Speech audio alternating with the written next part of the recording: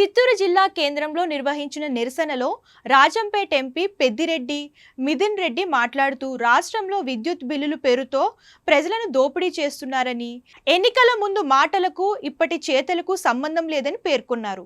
పెద్దిరెడ్డి రామచంద్రారెడ్డి మాట్లాడుతూ గతంలో విద్యుత్ బిల్లులు తగ్గించాలని రైతులు డిమాండ్ చేస్తే వారిపై కాల్పులు జరిపిన గనుడు చంద్రబాబు అని ఆరోపించారు. నగరిలో మాజీ మంత్రి రోజా నిరసన కార్యక్రమాల్లో పాల్గొన్నారు. బాబు షూరిటీ బాదుడు గ్యారెంటీ అన్నట్లు చంద్రబాబు పాలన ఉందని విమర్శించారు. ఓటేసిన ప్రజలను చంద్రబాబు ప్రభుత్వం కాటేస్తుందని ఆరోపించారు. కాకినాడ విద్యుత్ డిఈ కార్యాలయం వద్ద నిర్వహించిన నిరసనలో కురసాల కన్నబాబు, మాజీ ఎమ్మెల్యే ద్వారపుడి చంద్రశేఖర్ రెడ్డి పాల్గొన్నారు.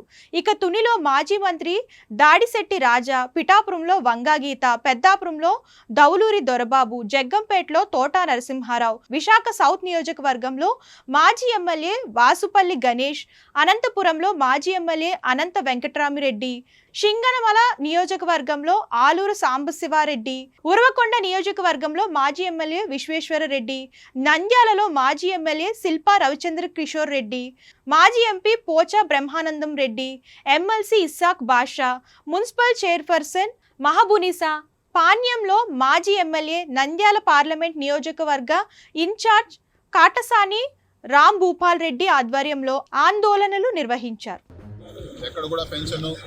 ఎక్కడైనా విద్యుత్ ఛార్జీలు ఎక్కువ అనిపిస్తే తగ్గిస్తానని చెప్పి ఊరు తిరిగి చంద్రబాబు నాయుడు గారు ప్రజలకు హామీ ఇవ్వడం జరిగింది.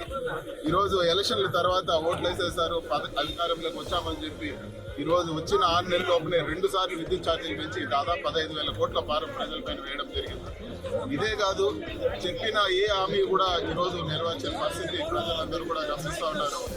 ఇవన్నీ కూడా మంచి పద్ధతి కాదు.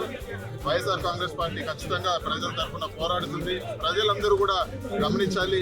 ప్రజలు గలం విప్పకపోతే, ప్రజలు వాళ్లకు ఈరోజు జరిగే ఇబ్బందులు కానీ మాట్లాడకపోతే ఇదే పందాలో ఇంకా కూడా అనేక భారాలు ప్రజల పైన మోసే పరిస్థితి ఉంటుంది.